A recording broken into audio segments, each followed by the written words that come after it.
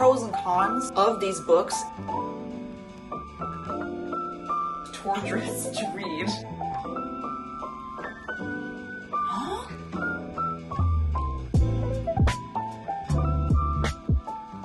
No.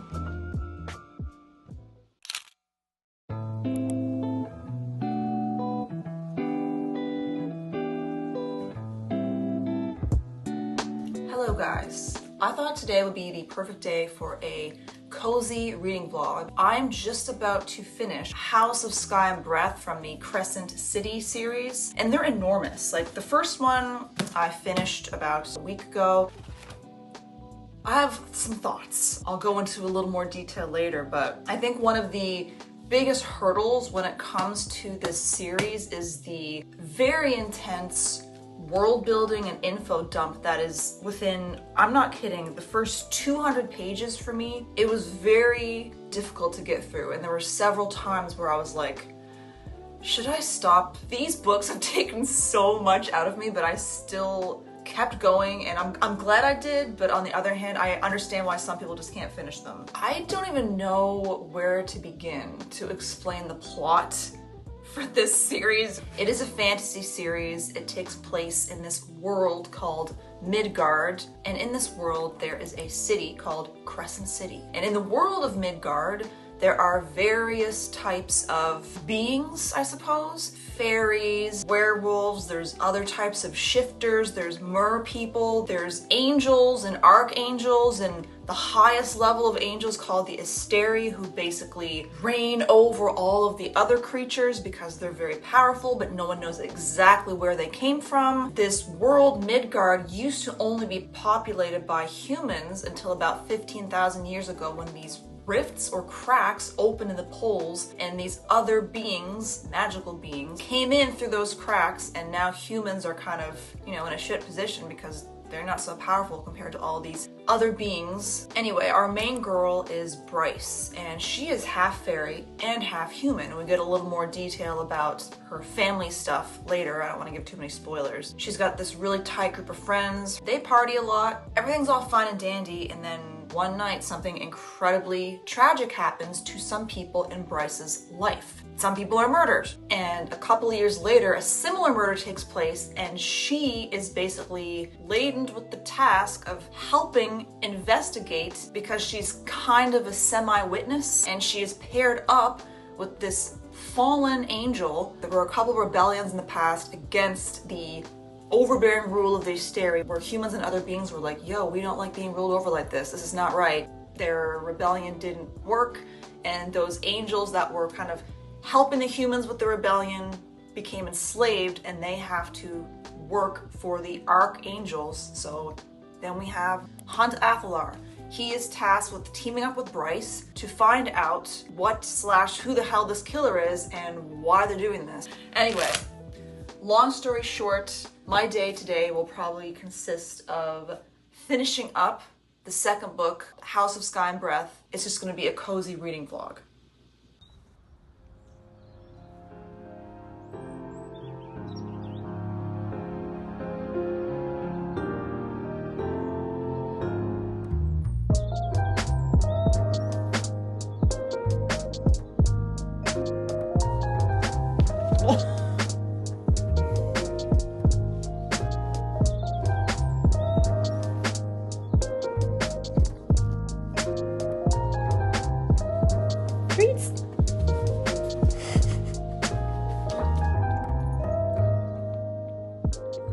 I love how Bryce and Rune's relationship evolved throughout these books.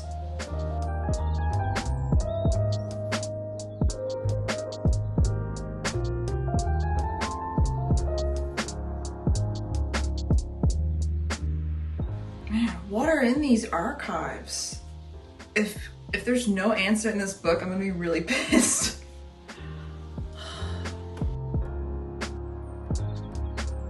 Our main characters want to find out more information on like the origins of the Asteri, these ruling angels, because they've gotten rid of all of these important records of human history, what Midgard was like before the Asteri arrived. That's what sustains them. In plain sight, they fuel up like batteries, sucking in this first light. Whew. What happens when it's cut off?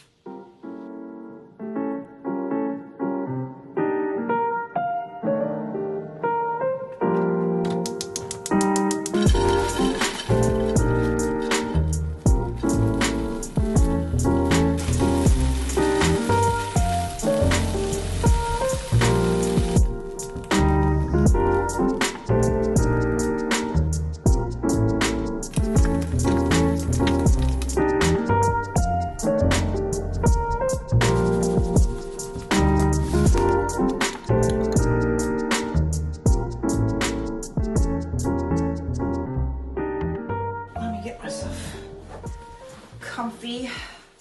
So yeah, I had to take a little break because it was getting pretty intense. Thought I'd make myself a light lunch since I had a pretty big breakfast while I'm eating. But yeah, this is what I've been doing to kind of enjoy my snacks and stuff and meals while I'm reading. It's really comfortable. I'm still kind of debating how exactly I feel about this series. Like, it's so interesting because when it comes to Avatar, I just loved it. This one was such a slow build into it, and they're so long. Like, each book is 800 pages, so I don't know. I find like once I commit myself to start reading a series, I already put in all the work to familiarize myself with that world. I'm reluctant to give up on it, even if it can be somewhat torturous to read. Simple, but so good. I'm actually curious, what was the last book or series you guys read where it was just, it felt somewhat long and torturous to read, but you still persevered and managed to finish it? And was it worth it? How did you feel about that book / that series in the end? I will say though, I really am liking the second book so much more than the first one, because it just kicks off right away into the storyline, because all like the world building is done, you know, from the 200 pages in the first book.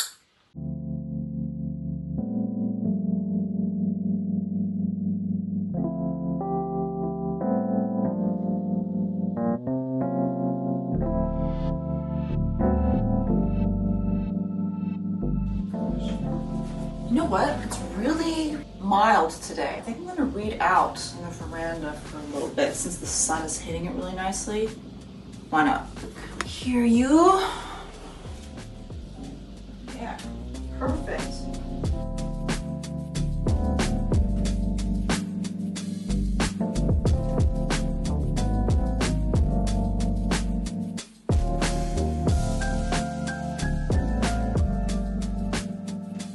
I'm getting a much needed dose of vitamin D right now. Let me just pivot. Okay, it's a little better. So we are at a really tense part in this book right now. Basically, a group of our main characters have infiltrated into this important place where they are not allowed to be and where very powerful beings reside and could kill them in an instant if they want to. I need these right now. These are my favorite Korean candies. I don't even like candy, but I will eat these. These grape gummies, they're called My Gummies. Anyway, this is making me really anxious. Huh? Cormac, the hell are you doing?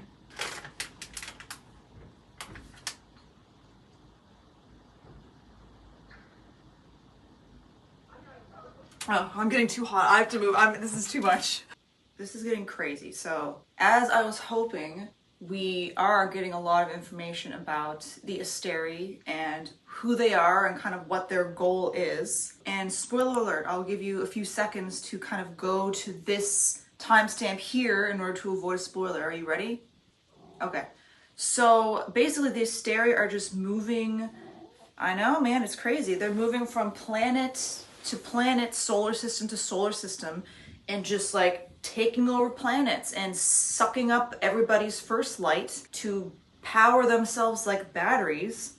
That is what Bryce has stumbled upon here. It says, Map to map, Bryce read the notes, names of places that weren't known in Midgard, worlds that the Asteri had conquered, with notations about their use of First Light and how they either lost or controlled those worlds, fed on them until there was nothing left. So Midgard is just one of the many planets that the Asteri are taking over. The Asteri had lured them all into this world from other planets, somehow using the northern and southern rifts, or whatever way they travel between worlds. They'd drawn them into this place to farm them, feed off them forever. Well, this is something. No, I don't want to stand up right now.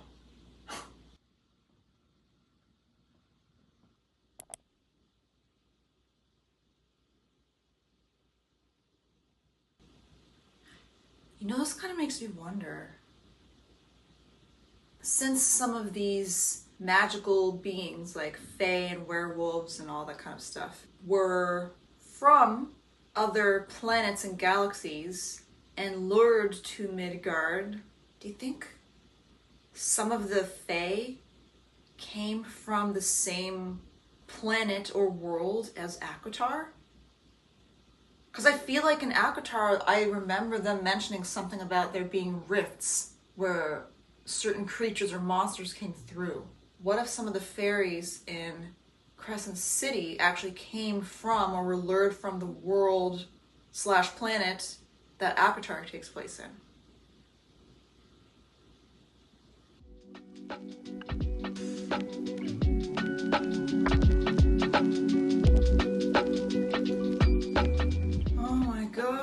So they're the good guys.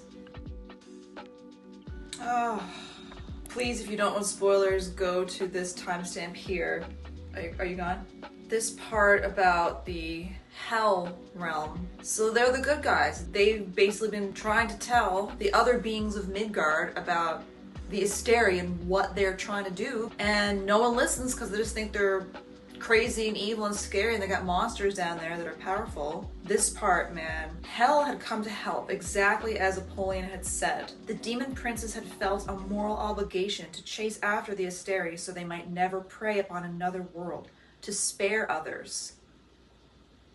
Hell had tried to save them for 15,000 years. Bryce, be careful. Wait, I have to reread this part. This is like blowing my mind.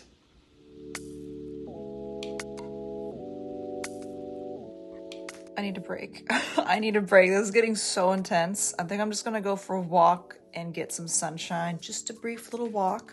And then come back to this because there's only so much my mind can absorb right now when it comes to these huge revelations. I've been wondering these things for the last like nearly 1,600 pages of these books.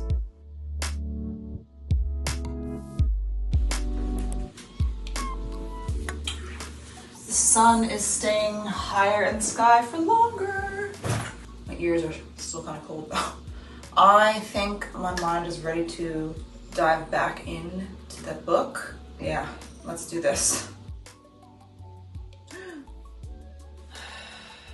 How the hell are they gonna get out of this one?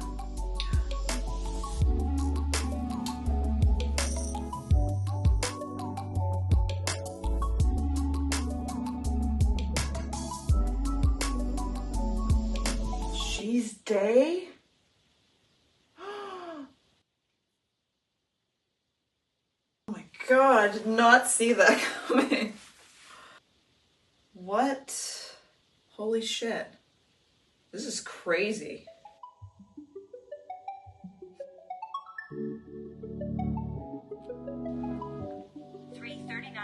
Oh, jeez. How can it, okay, I have a feeling this is gonna end on a damn cliffhanger because there's 96% left and like our main character group are in a dungeon right now. It's not looking good. I better not have to wait long for this third book, I'll tell you that much. I love how even though Bryce is in this, you know, they're all in this hopeless situation, she's still such a badass. Hi. So Bryce, our main girl, has just like dropped this bomb, or part of the bomb, that she learned about these rulers, Asteri, and everybody's like shocked. He was blocking my book. He's jealous.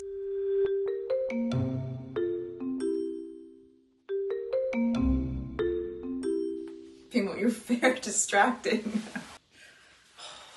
God, can she get out? Where did she go? Where did that gate take her? Do you have to keep changing positions when you're reading for a long time? I can't stay in the same position for a long time. I am 98% finished. This 806 page beast of a book. Here we go. Where did Bryce teleport to? Oh, no. So does that mean he's a slave again? Black wings.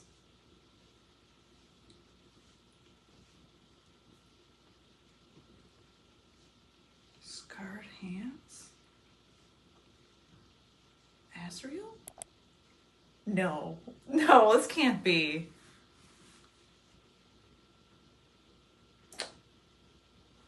No.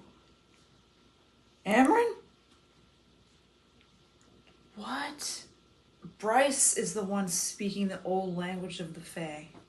And then the dark-haired female, who I'm guessing is Amren. I don't know if it's just like me wanting to be her so badly, and like no one has spoken that language in this world for 15,000 years. Exactly. Then where am I? What world is this? Oh my god! A lovely female with the same brown gold hair as the one already standing before Bryce entered. She wore a loose white shirt over brown pants, both splattered with paint. Her hands were tattooed to the elbows in intricate swirls, but her blue-gray eyes were wary, soft and curious, but wary. The winged, dark-haired male who stepped in behind her. Bryce gasped. Rune? Huh? He lifted his gaze to her, stars in his eyes. Actual stars. Recent? Why are my eyes tearing up? Like, I was not... Oh my god! I was not... Okay. You know, this kind of makes me wonder. Do you think some of the Fae came from the same planet or world as Aquitar? Oh my god. Oh my god. Okay, hold on. I have to read the epilogue. Oh, I don't even know if I can wrap my mind around this.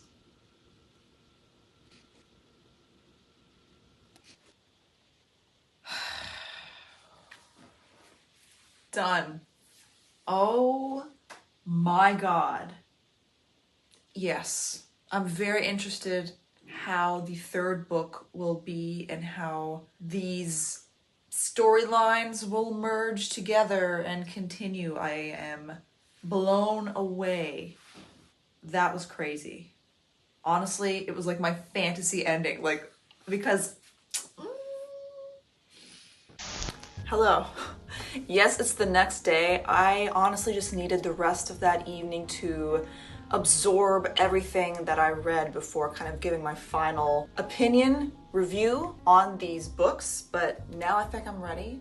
So I'm just kind of going to talk about the pros and cons of these books, and these pros and cons are of course based on my personal preferences, so please keep that in mind. So for the pros, yes, the world building was long, as I mentioned, but overall I did really enjoy it once I had everything established in my mind. I thought the detail was just incredible. World building, especially when it comes to fantasy books, is so important to me. If it's not written in such a way that I can visualize it easily in my mind, I just kind of immediately lose interest. But I think Sarah J. Maas is so great at world building, all these little intricate details about the society and the hierarchy and the different kinds of beings within that world and how they relate to one another. Even though it took a long time to get to that point, to get all those details to stick in my head, I do think it was worth it. I really enjoyed that setting. Another pro for me was the characters. I genuinely really liked the characters. I think they were written so well. I will say it took me a little bit longer than most books to feel like I knew the characters and to warm up to them a little bit, because that first chunk of the book is so dedicated to the world building. Once we started to really get into the characters, their personalities, mindsets, their pasts, their chemistry with one another, overall I think the characters were written very well. Another pro for me was that there were a good deal of really exciting twists and turns, a lot of things that I did not see coming. I don't think there's a lot of obvious foreshadowing in these books. I think maybe if you're a more dedicated reader than I am, you might be able to pick out some of them, but overall I did not think that they were obvious, and I was audibly gasping a lot while reading these books. Now for the cons. So yes, I've said it a million times, the world building. It's so long, almost 200 pages. And even aside from the world building and info dump, I feel like there was just a lot of unnecessary filler in that portion of the book just related to the characters and their conversations and what they were doing that I really didn't feel was necessary and added much meat to the story. Another kind of con for me, not such a big deal, but something that stood out a little bit, was that there is so much swearing in the first book. The second book, not so much of an issue, but the first book, it's just everywhere. And let me say, I am someone who is not offended at all by foul language or cursing in books. It was just that it was so consistent that it was actually distracting at some points. Like, it was just kind of thrown in there for shock factor. The swearing is definitely dialed back a lot in the second book to a much more natural level, I suppose. But yeah, I thought that really stood out. I'm not really sure the last point for cons is really a con, but it could be for some people. So the point of view in these books is quite different from what I'm used to. So if you've got a book with multiple characters' points of view, often an entire chapter will be dedicated to that particular character's POV. But the POV in these books often change depending on the paragraphs within the same chapter. So in a single chapter, it can change from Bryce's POV, and the next paragraph can switch to Hunt's POV, and so on and so on. For me, it took a little getting used to, but it wasn't that big of a deal. But I could see how that could be a little confusing for some people, because it was a little bit for me at first. So between House of Earth and Blood and House of Sky and Breath, I definitely would say I preferred House of Sky and Breath, mainly because it just kicks right off into the action. I also liked that there was more spice in the second one. The first book has just kind of one main spicy scene, and I like a little bit of spice in my fantasy books. So I know there may be some of you who have read ACOTAR but who haven't read Crescent City yet. And personally, between those two series, I still prefer ACOTAR. I liked how the world building was like really to the point, still very vivid but not overly complicated. And I do still like the characters better. In ACOTAR, I feel like, I don't know, they're just written a little more richly, but that is not to say that they're not good in Crescent City. They were really fun to read about, but in my heart, ACOTAR still ranks on top. Despite all the going back and forth about how I felt about these books, overall, the next day after everything has sunk in, I did really enjoy them. It was quite the adventure. I recommend them to anyone who really loves fantasy books, fairies, a little spice, loves twists and turns, and wants something a little different with a fae story based in modern times, because I feel like there's not really a lot of those. But anyway, I hope that you guys enjoyed this reading vlog. I did want to ask you a question. This channel is obviously very new, and I'm still trying to figure out the type of content that I enjoy making and that you enjoy watching. So I'd love to know what kind of content you guys would prefer to see on this channel. So for example, would you rather just longer, sit down, chatting right to the camera videos about lists of books, shorter videos on 1 to 3 books, reading vlogs, a mixture of all? I would love to know your thoughts, because I'm still experimenting and trying to find out what I like too. So please leave a comment in the comment section and let me know what you guys would like to see. Thank you so much for watching this video. It was a roller coaster of emotions, let me tell you. Take care, guys, and I will see you soon. Bye.